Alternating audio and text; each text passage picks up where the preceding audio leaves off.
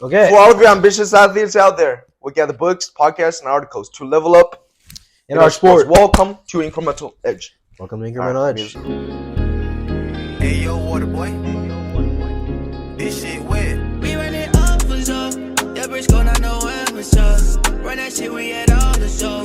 Say that shit for your camera roll. I did everything for it, so now we pull up with foreign though. Shot the top. Gone. All right. Well, that's two All right. dap-ups. You got to figure out when we're going to do the dap-ups. But All right. Today we're talking about Mike Tyson. You want to introduce him? yeah, Mike Tyson. So who is he? He's a dude that was really good at boxing, if you didn't know. And he's kind of famous and like really successful. And that's who it is. That's who it Nah, is. okay, I'll give him a better description. Mike Tyson, one of the best in the sport. Absolute monster. Rips his enemy apart. Bites their ears off. I was about to say kisses their ears. Bites their ears off. Ferocious monster. Ferocious. I like the word. Owns a pet tiger. That's who Mike Tyson is. But how did he get there? We're gonna study him. He's one of the greatest fighters. Very, very strong. And just different style, right? Fast, big, powerful. And I'll tell you a little bit about his feats, so if you actually don't know anything about him, you'll have some whatever background info on him. So when he retired in 2005, his record was 50-6. So he did lose 6 fights. So he wasn't undefeated. But what made him a monster, just number one, the way he fought. When you saw that, it was just crazy. Number 2, he won like 19 straight in a row to become the heavyweight champion. And I think he was like 20, which is pretty young. Yeah, just the way he carried himself, right? Yeah. And still, till this day. Exactly. Seeing him at 15, though, was scary. He looked like he had the body of like a 25-year-old. Yeah. Dude was jacked and punching faster than I've ever seen. He's a like, strong base. Really strong base, yeah. And I think another aspect of him is unique is that he was very poetic. Like the way he talked was like he got people pumped up, right? Yeah. But nowadays when we look back in his old videos, like I get my like blood boiling just from watching it, I feel like he got that from Muhammad Ali though. Yeah. Because I've studied both of them. He looked up to him a lot. Muhammad definitely started it the way he talked. That's good. So how did he start his career? You want to hear a little story that I learned from one of his interviews? So basically, he liked pigeons a lot when he was younger, right? Pigeons, yeah. And also, he was bullied by a lot of people. And one time, just that one particular day, one of the kids decided to take his pigeon away from him. And he's like, stop laughing, it's your sad. I can imagine. Pigeon, bro. Why would you do that? How old was he? I don't know. He has to be pretty young because he's never fought before. So he was a weird kid. Yeah, he was a weird kid. Not anymore, I guess. And then he was like, "Give it back. Give it. I really like the bird. Give it back." And the kid was like, "Fuck that! I'm not giving it back." You know what he did? The kid. He ripped the pigeon's head off, and threw at Mike Tyson. What? Like, that's not funny, bro. This can't be real. Well, that's what I got from his interview. Unless he's lying. You ever hold an animal and how like weird it feels? That kid must be a psychopath. Kids are different. I know. To be able to take a pigeon's head. I know, but here the pigeon didn't fight back. Are we talking about like the pigeon in like New York City or like this pigeon? Little pigeon. I guess like little pigeons. I don't know. It doesn't matter. It's details. Rip off its head. Anyways, ripped off while his head. alive. Yeah. Jesus Christ. Like weird kid, crazy, and he was really mad, obviously. And then he fought for the first time, accordingly, and he found out that he was good at fighting. So slowly, as the ball was rolling, he got into the fighting career, and then he found his talent, right? He trained for it, he worked hard for it, and then that's how he started. Yeah, that's just crazy story. I'm stuck on the pigeon. I don't know if it's real, but it's just I gotta look into that. That's bloody, actually crazy. Right? Yeah. All right. Yeah. But it was you. Oh wait. Okay, so Mike Tyson. Let's start by looking at Mike Tyson's training, because obviously, if we're gonna get to that level, we got to see what he's been doing. So apparently, sources say he was training about 60 hours a week in his prime, with 1 day off, I think, which means he was training about 10 hours a day. When I hear that stuff, it's like I don't know if it's like 5 hours of real training and another 5 hours of all this extra stuff just going slow through the day, because you can't be training 10 hours fully. But still, he's engulfed in his sport for 10 hours a day. He's gonna be at the The highest ability level. to keep your mind on this for that 10 long, hours. for 10 hours, and be passionate about it is like over years of Exactly. time. It's just impressive, right? Yeah. And that just shows you how badly he wanted. And let's get into his little workout routine. Workout routine. I'll read it to you. And Let's see what you think, right? So apparently, I can't find my thing. Apparently, he did 2,000 air squats, 2,500 sit-ups, 500 push-ups, 500 bench dips, 500 neck curls, 500 dumbbell shrugs, and 10 minutes of wrestle bridges every single day. Cat, that is a lie, bro. You gotta respect that. That is a lie. How do you do 2,000 air squats? That's fake. That's a lie. Why would you? Okay, I remember when I was younger, obsessed with getting to the next level. I decided every day I'm gonna do 200 push-ups, 200 squats, 200 sit-ups every day. And I think that took me probably half an hour to an hour. Yeah, it's a long time, but again, if you have to consider that he built up to the point, and also me and him, like we don't have the same sports, right? We have to get warmed up and save our body for later training because we have to do hard skills. We're not ready for it. Mhm. It's gonna be hard to perform, right? But for him, literally, if he was not fighting, he was not in a big fight. All he needed to do was just sparring and get the body going, condition. The amount of time that would take would be the 10 hours of his. But he was strong. I know you're strong, Yeah. but that amount, I gotta look into research. Like, I don't know but, if that's real. I mean, let's That's say more than even if we shit. cut down to half of it now, it's still absurd. Yeah, exactly. That's why the Like, real amount can't be real.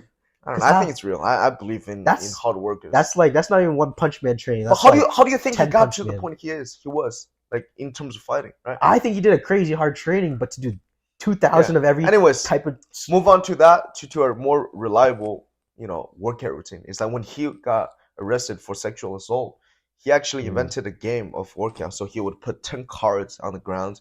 He would do one squat and pick up one, another do two squats, pick up the second one, 3 squats, pick up the third one until you do third card. Third card, yeah, until you pick Just up all the cards on 10. the ground. So 1 + 2 + 3 blah blah blah plus 10. That's not a very 100. high I number. think it's It's less than 100.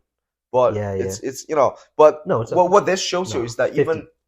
even when he was even when he was in the prison, he was thinking about his final goal, how good of a boxer he wanted to be. That's why he was able to keep his body in shape, and when he came out of it, he was in top shape. He was in primal state, right? Mhm. That just shows you how big of a big purpose can keep you in check. Doesn't matter what the circumstances is, like externally, Yeah, That's just 100%. I admire that. I really respect. I think that's a great lesson. Thank He you. stayed on his goal the whole time while in prison, Yeah. and he came out still a monster. That's what the mindset is. Yeah. It's all here, man. It's all here. Yeah. All right. All right. Let's look at his diet while he was training, because that's also an important thing to understand As an athlete, right? as an athlete. Yeah. So sources said he was eating about 4,000 calories a day, which honestly makes perfect sense. I'd say for us, we probably eat 2,000 to 3,000 calories a day, probably on the higher end. Yeah, and we're much smaller and train less than he does, according to And the sources. our workouts aren't cardio burn off as much as he's burning in boxing. So 4,000 seems like a normal predicted amount. It's nothing crazy like Michael Phelps 10,000 calories. And then I think it was just like normal healthy food, lots of protein, obviously for building muscle, and vegetables and fruits. Yeah, I don't think he was obsessed with it. As long as Yeah. he ate enough, Exactly. and then because he was so focused on the goal, and he just doesn't care about how that little thing he eats matters. He just doesn't. True. Right? So no crazy regimen. Yeah, just yeah. that's what he did. Yeah. So eat healthy. That's the main goal. Healthy enough, and that's it, right? Yeah. All right. So the next point is I'm paraphrasing his interview. Like I got it from one of his interviews. After he got knocked out, Mhm. I think it was the first official retirement he announced, and he was pretty sad. Obviously, he couldn't stand up because the opponent was just better than him. Mhm. And he said, "I have the ability to stay in shape, but I don't have the heart for it anymore. I have to take care of my family, take care of my bills, because And I think in this case, he created vices for himself because he got into the bad habit of buying stuff. Just bro bought a tiger. all the That's crazy. liability he had, and Yeah. when he was financially unstable, he had to worry about those stuff. Yeah. And how can you possibly be top shape mentally and physically and try to be somebody else, try to survive and be somebody else. You're in such a big disadvantage in that top, level. Yeah. So I think that's just not smart. And look at Khabib, right? Up until the retirement day, he was focused relatively. He was all on his purpose. He was training. He was staying disciplined all the time. That's how he was able to keep his record. That's why he's one of the greatest. Right? I mean, Mike Tyson was one of the greatest, but he did have those vices to pull him behind. Exactly. Right? And it's not. And that goes to the next point on like Mike Tyson's mental health. In an interview, his mental health was interesting because he literally had to get, I guess not interviewed, but he was getting checked by a psychologist on like his mental state because I mean he was doing crazy stuff and people were like worried, right? But I'll read what he said because it's interesting. So first thing he said, or this is one of the things he said, is my biggest weakness is my sensitivity. I'm too sensitive a person, which is like emotional. Emotionally, I think he was so emotionally attached. He got really emotionally attached to all the things outside of his life that it kind of drove him a little crazy. I think. I mean, he was doing some crazy stuff with partying, with buying crazy stuff, lawsuits, all that stuff. Yeah. And then he said, "I have no self-esteem, but the biggest ego in the world." And I kind of have to dissect that quote because it's like, what does that really mean? He had no self-esteem, but the biggest ego. I feel like kind of means he was like hiding behind like a front of like this crazy monster dude, doing crazy stuff, beating people to a pulp, but like he didn't even like himself basically. Yeah. Like he had low self-esteem. Like that just shows like he wasn't doing something right. He had those vices. Yeah, two things. One thing is that he was humble enough to be able to say things. He was vulnerable enough to say that. And that's impressive. Like as a person, he obviously learned from his past mistakes, and he got to a point where I'm comfortable talking about it now, and that shows his maturity over time, right? Yeah. And second thing is that there's a difference between building himself up to the point where he could beat people up, he could go on 20, 19 win streaks and become the champion. That's the building part, right? He was at that point, but he got defeated. I think he got defeated in terms of keeping himself in that place, maintaining in that place. Yeah. And I think the difference is that he had bad habits when he was building on the ground, right? Like this before the big curve, he had that. He didn't deal with it. So I think that it's very important for us to, while we're small, while we're not there yet, to deal with the vices, to get rid of them. And when we're up, we're basically invincible, and we're able to maintain it because he's fun to do so. Exactly, because he had all this success and he was literally depressed. He literally said he's depressed, which means something's wrong. Yeah. And how could you fight the strongest men in the world when you're in that state of mind? Exactly. Yeah. How? Yeah. So yeah.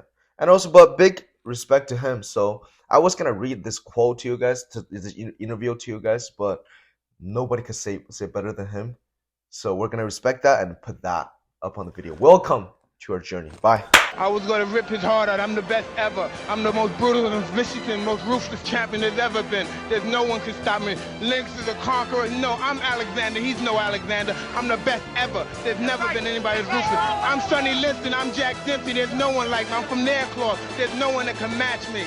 My style is impetuous. My defense is impregnable. And I'm just ferocious. I want your heart. I want to eat his children. Praise be to Allah. Are you saying now, Mike,